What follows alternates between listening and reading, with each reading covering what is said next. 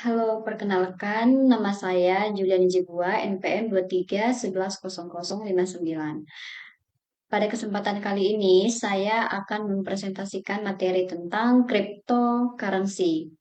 Dalam presentasi ini, saya akan membahas pengertian, sejarah, cara kerja, jenis-jenis, kelebihan, kekurangan, penerapan, serta tantangan cryptocurrency.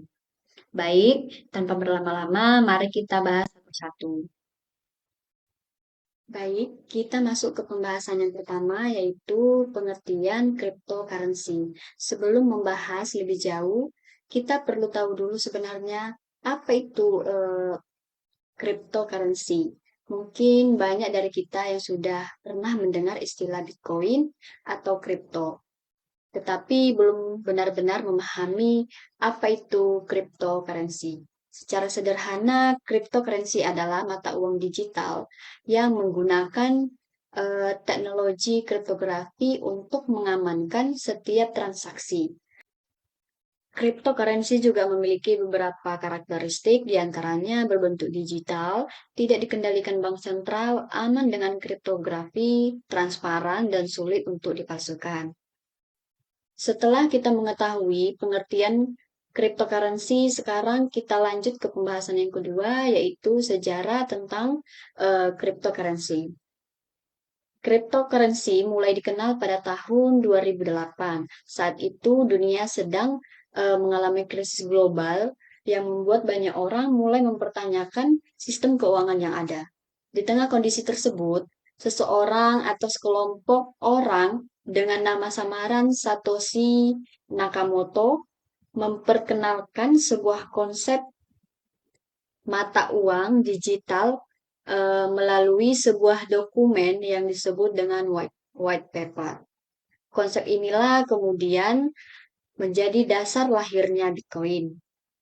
Selanjutnya pada tahun 2009, Bitcoin resmi diluncurkan dan menjadi cryptocurrency pertama yang dapat digunakan untuk bertransaksi secara digital tanpa melalui bank sebagai perantara.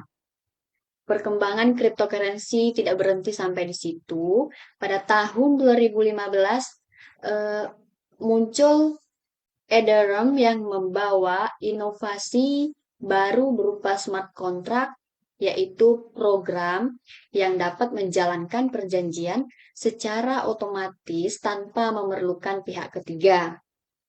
Seiring berkembangnya teknologi, kini sudah ada ribuan jenis cryptocurrency yang digunakan untuk berbagai keperluan seperti investasi, pembayaran digital, hingga mendukung berbagai aplikasi berbasis blockchain. Nah, setelah mengetahui bagaimana sejarah dan perkembangan eh, dari cryptocurrency, selanjutnya kita akan membahas bagaimana sebenarnya cryptocurrency bekerja. Akan saya bahas di slide selanjutnya. Sekarang kita masuk ke pembahasan berikutnya, yaitu cara kerja cryptocurrency.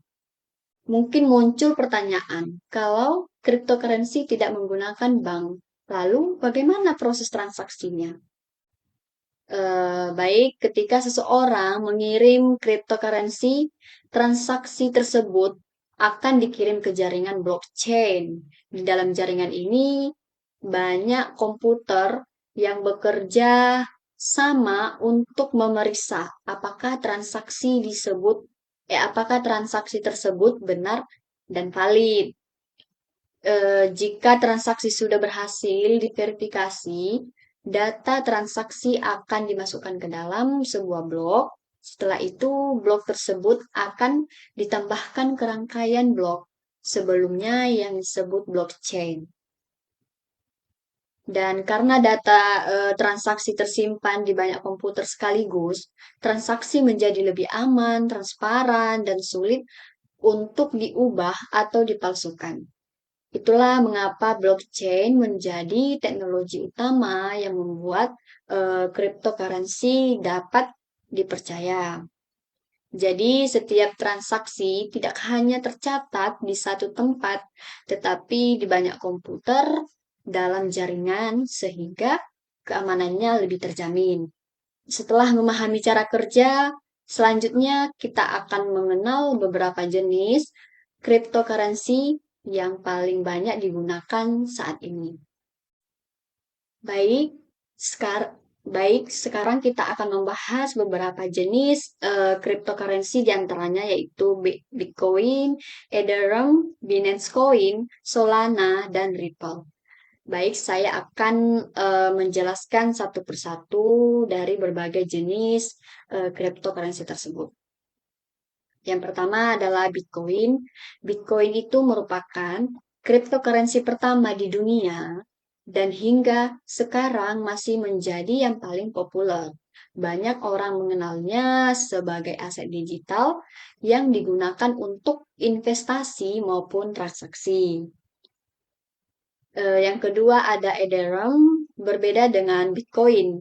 Ethereum tidak hanya digunakan sebagai mata uang digital, tetapi juga mendukung teknologi smart contract, yaitu program yang dapat berjalan secara otomatis sesuai aturan yang telah dibuat. Yang ketiga ada Binance Coin atau BNB yang banyak digunakan dalam ekosistem Binance, misalnya untuk membayar biaya transaksi dan mengakses berbagai layanan. Selain itu, ada Solana yang dikenal memiliki kecepatan transaksi yang tinggi dengan biaya yang relatif rendah. Dan yang terakhir ada Ripple atau XRP yang artinya yang lebih banyak dimanfaatkan untuk proses pembayaran dan transfer uang antar negara karena transaksinya lebih cepat dibandingkan sistem perbankan tradisional. Jadi meskipun termasuk cryptocurrency, masing-masing memiliki fungsi dan keunggulan yang berbeda-beda sesuai dengan tujuan pembuatannya. Nah, setelah mengenal dan membahas beberapa jenis cryptocurrency, selanjutnya kita akan membahas apa saja kelebihan dan kekurangan dari cryptocurrency. Bahasan selanjutnya kita akan membahas tentang kelebihan cryptocurrency. Uh, Cryptocurrency memiliki kelebihan yaitu transaksinya cepat, biaya relatif rendah, aman menggunakan kriptografi, transparan, dapat digunakan secara global, dan tidak memerlukan perantara. Baik, saya akan menjelaskan satu persatu dari kelebihan tersebut. Salah satu kelebihan utamanya adalah proses transaksinya yang relatif cepat. Bahkan transaksi dapat dilakukan ke berbagai negara tanpa harus melalui banyak perantara seperti pada sistem perbankan.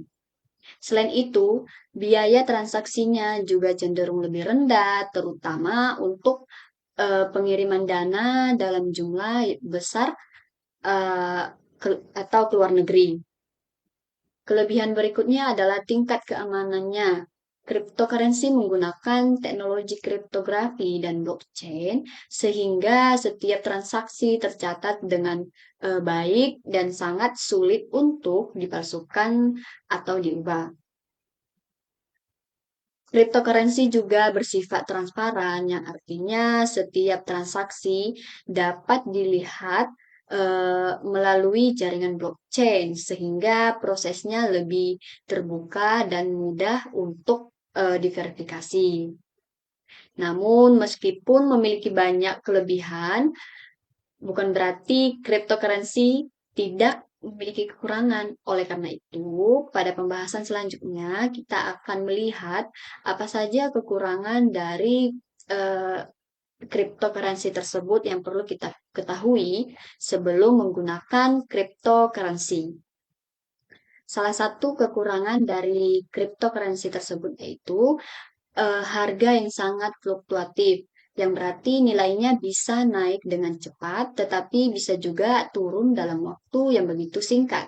Hal ini membuat cryptocurrency memiliki resiko yang cukup tinggi, terutama bagi orang yang ingin berinvestasi. Selain itu, keamanan aset juga menjadi tanggung jawab pemiliknya. Jika seseorang kehilangan private key atau kata sandi dompet digitalnya, aset cryptocurrency yang dimiliki bisa sulit atau bahkan tidak bisa dipulihkan. Dan kekurangan lainnya yaitu adanya penipuan yang mengatasnamakan investasi cryptocurrency. Oleh karena itu, kita perlu berhati-hati dan memastikan bahwa platform yang digunakan benar-benar terpercaya. Ada regulasi berbeda di setiap negara, yang artinya tidak semua negara memiliki aturan yang sama mengenai cryptocurrency.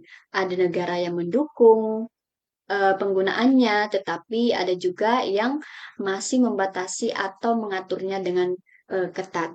Jadi, meskipun cryptocurrency menawarkan banyak manfaat, kita harus memahami eh, risiko-risikonya agar dapat menggunakannya dengan lebih bijak.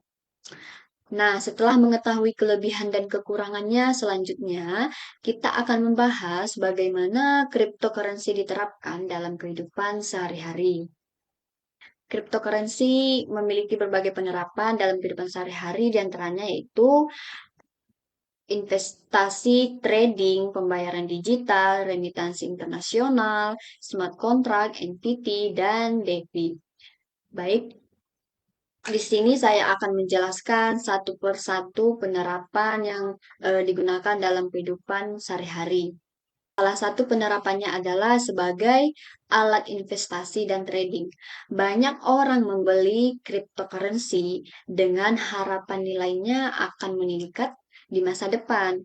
Selain itu, di beberapa negara dan perusahaan, cryptocurrency sudah mulai digunakan sebagai alat pembayaran untuk membeli barang atau jasa. Meskipun belum diterapkan di semua tempat, penggunaannya terus berkembang. Namun, cryptocurrency juga dimanfaatkan untuk pengiriman uang antar negara dibandingkan dengan metode transfer konvensional. Prosesnya bisa lebih cepat dan biaya transaksinya relatif lebih rendah. Selain itu, teknologi cryptocurrency juga mendukung berbagai inovasi seperti smart kontrak, yaitu perjanjian digital yang dapat berjalan secara otomatis, dan ada juga NFT atau aset digital yang memiliki nilai kepemilikannya serta DeFi, yaitu layanan keuangan yang dapat digunakan tanpa melalui bank. Dari berbagai contoh tersebut, dapat kita lihat bahwa cryptocurrency bukan hanya digunakan sebagai mata uang digital, tetapi juga menjadi dasar bagi perkembangan berbagai teknologi di era digital. Baik, setelah kita membahas beberapa penerapan yang digunakan dalam kehidupan sehari-hari, selanjutnya kita akan membahas apa saja tantangan yang masih dihadapi dalam perkembangan cryptocurrency. Baik, saya akan menjelaskan satu persatu.